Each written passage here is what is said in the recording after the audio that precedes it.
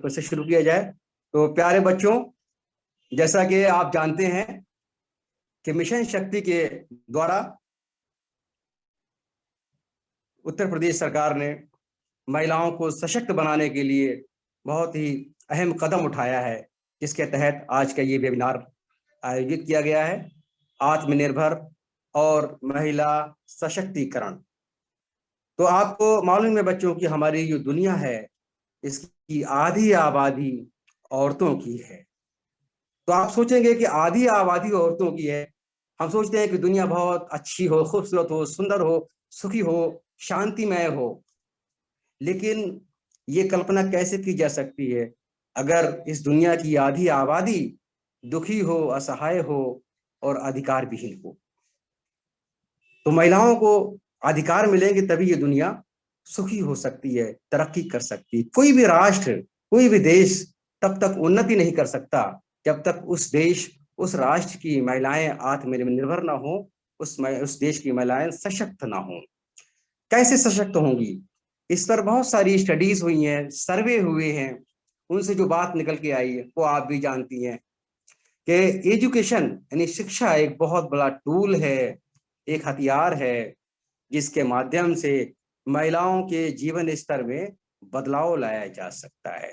उनकी अपनी जो पहचान है, उनका जो अपना अस्तित्व है, जो वजूद है, उसको जो है पहचान मिल सकती है। यही महिला सशक्तिकरण का असली उद्देश्य है।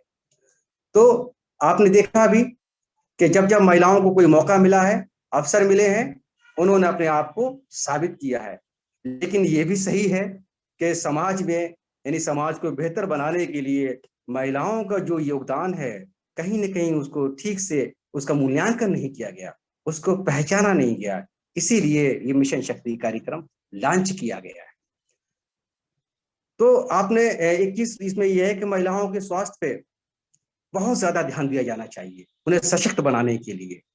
अगर कोई महिला अस्वस्थ है तो जाहिर है कि पूरे परिवार में खुशहाली नहीं आ सकती। हम खुद महसूस करते हैं, आप भी देखती होंगी कि जब कोई महिला अस्वस्थ होती है तो घर में खाना नहीं टाइम से मिल पाता है, कपड़ों पे इस्त्री नहीं हो पाती है, घर में झाड़ू पोछा नहीं लग पाता है, क्योंकि बहरहाल कहीं ना कहीं काम उन्हीं को करना पड़ता है बेचारियों को। तो अगर महिला अस्वस्थ है तो परिवार में खुशहाली नहीं आ सकती। परिवार खुश नहीं रह सकता तो समाज में कैसे खुशहाली आएगी? तो इस पर भी हमें ध्यान देना चाहिए।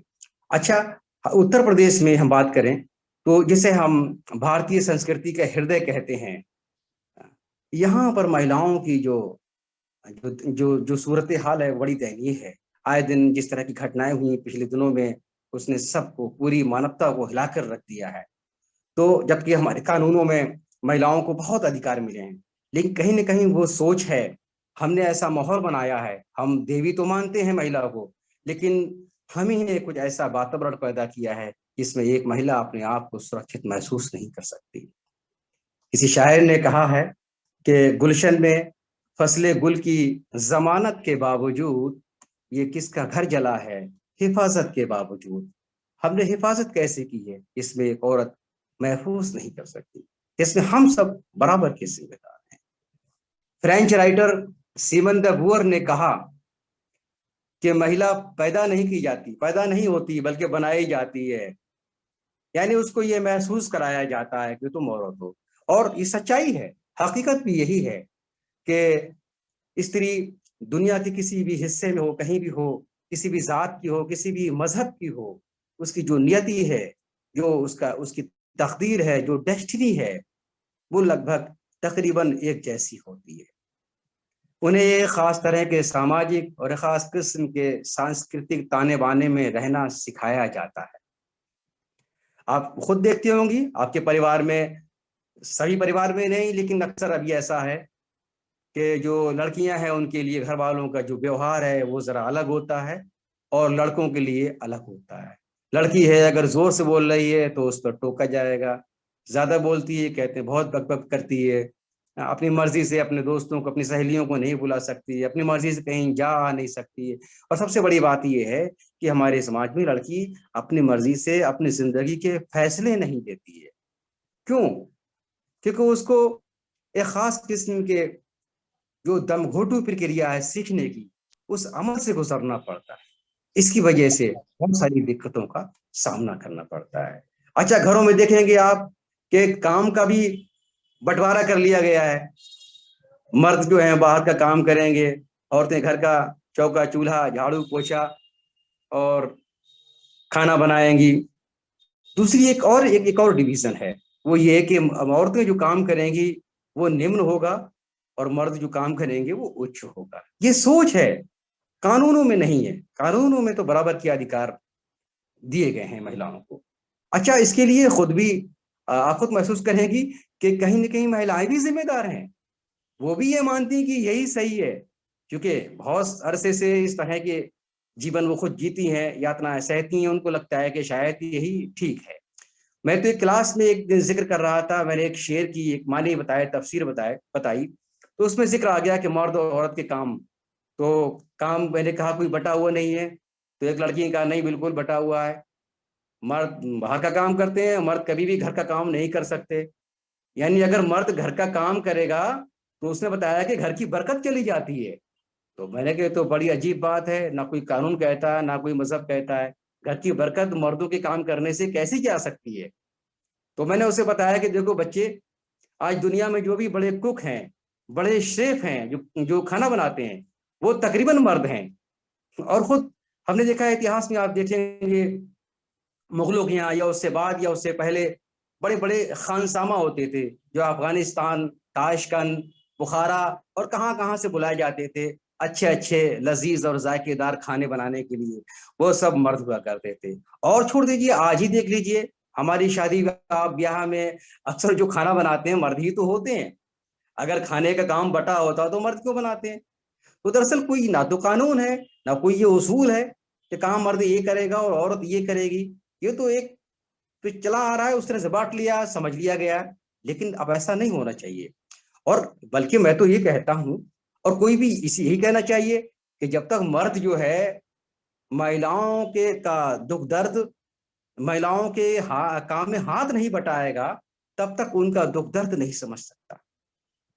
मर्द यानी मर्द को एहसास तभी होगा महिलाओं के दर्द का जब उनके काम में हाथ बटाएगा, उनका काम करके देखेगा। हम जो कॉलेज में या ऑफिस में चले आते हैं कोट और टाई पहन के, दरअसल इसके पीछे औरत की कुर्बानी होती है। वो घर का काम करने के बाद में मर्दों को भी संभालती है, लंच बनाएगी, कपड़े पे इस्त्री करके देगी, तमाम काम सब कर रही है, और हम उसकी हैसियत फिर भी देने को तैयार नहीं। तो अजीब बात है ना। आपको एक दिलचस्प बात बताएं, अभी कुछ दिनों पहले एक मैसेज, बहुत सारे मैसेज बनते हैं हमारे यहाँ, और इत्तेफाक से हमारी सोसाइटी चूंकि ये पितृसत्तात्मक है, इसलिए यहाँ सबसे ज्यादा जोक जो है वो और महिलाओं पर बनते हैं। इन्हीं महिलाओं से ही जो है सबसे ज्यादा लुत्फ लिया जाए, ऐसा एक मैसेज दिया जाता है। तो एक बहुत ही एक मैसेज, क्योंकि वो था तो जोक ही, लेकिन उसमें बड़ा गहरा मैसेज है, मैं उसका यहाँ खास तौर से जिक्र करना चाहूंगा। व्हाट्सएप मैसेज था। वो मैसेज ये था कि एक मर्द लिखता है कि जब से मैंने बर्तन धोने शुरू किए हैं, तब से एक ही थाली में दाल, चावल, रोटी, रायता, पापड़, अचार, सब कुछ भैया एडजस्ट कर लेता हूं। जाहिर सी बात है कि जब ये मर्द ने किया, बर्तन धोए, तब उसको महसूस हुआ कि अब एक थाली में खाना बनाने और पड़ते हैं और फिर पड़ते हैं, मर्द औरत के काम में हाथ बटाएगा, है ना। अब चूंकि वो जो सोच है हमारे यहाँ पितृ सत्तात्मक, उसकी वजह से कहते हैं हम अक्सर कि हमारा समाज जो है पुरुष प्रधान समाज है। क्या है ये पितृसत्ता? यानी एक तरह से इसमें मर्दों की जो बालादस्ती है, यानी मर्दों की ताकत है, उसका प्रदर्शन आप कहीं ना कहीं आप इस तरह समझ सकते हैं कि औरत को निचले दर्जे पर रखने की जो कवायद है वो है पितृसत्ता। तो जब तक हम ये सोच नहीं बदलेंगे, अब देखते हैं आपके माहौल में बहुत सारे मुहावरे, स्लोगन, बातें, जुमले इस तरह के आते हैं। कहते हैं ना मर्दों वाली बात, मर्द के दर्द नहीं होता। अगर कोई ऐसा काम कर ले मर्द जो मर्द नहीं करते हैं तो कहते हैं ये जोरू का गुलाम है, या बहुत सारे एक तरह के आप खुद बेहतर समझते हैं। तो ये जो सोच है, ये मानसिकता, जो जहनियत है, इसको बदलने की जरूरत है। जब तक ये जहनियत नहीं बदलेगी, महिला सशक्त नहीं होगी। जब तक हम अपने आप को मर्द की बजाय एक इंसान होने का दावा नहीं करेंगे, तब तक महिला सशक्त नहीं होगी। जब तक हम महिलाओं के अधिकारों के प्रति संवेदनशील नहीं होंगे, महिला सशक्त नहीं होगी। महिलाओं की तरह हमको भी भावुक होना पड़ेगा, हमको उनको दर्द समझना पड़ेगा। जब तक हम भावुक नहीं होंगे, उनके दर्द को नहीं समझ सकते, उनके दर्द को हम नहीं समझेंगे तो उनके अधिकारों के लिए कैसे लड़ सकते हैं, और महिला सशक्त कैसे हो सकती है। सिर्फ कानूनों से नहीं होगी, हमारी जो मानसिकता है हमें उस पर चोट करना पड़ेगी। कानून तो बहुत बने हैं, पहले से बने हुए हैं, आप भी जानते हैं। हमारे देश में दहेज निषेध कानून है, अधिनियम है, घरेलू हिंसा एक्ट 2005 है, इसके अलावा राष्ट्रीय महिला आयोग है, और बहुत से कानून है, चाइल्ड लीव एक्ट है। ये तमाम कानून हैं, लेकिन इसके लिए आपको जागरूक होना पड़ेगा, कानूनों की अच्छी समझ होना पड़ेगी, उन कानूनों के लिए, उन अधिकारों के लिए आपको लड़ना पड़ेगा। तब समाज में आपको मकाम और अहमियत और आपकी हैसियत बरकरार रह सकती है। तो जाहिर है उत्तर प्रदेश सरकार ने मिशन शक्ति के जरिए महिलाओं को जो आत्मनिर्भर बनाने के लिए, उनको समान अवसर, सम्मान और सुरक्षा प्रदान करने के लिए जो कदम उठाया है, इसके दूरगामी परिणाम होंगे। और आप स्टूडेंट्स खुद सोचिए कि आपके लिए या समाज के जो नियम कायदे हैं, जो कानून हैं, जो विश्वास हैं, जो फेथ हैं, अकीदे हैं, वो हैं क्या? वो आपके ऊपर किस तरह से असरअंदाज होते हैं, क्यों बनाए गए हैं? आप खुद सोचें, गौर करें, और आप ही तय करें कि आपका व्यवहार कैसा होगा, जो आपके हित में हो, आपके हक में हो। आज के लिए इतना ही। बहुत बहुत धन्यवाद।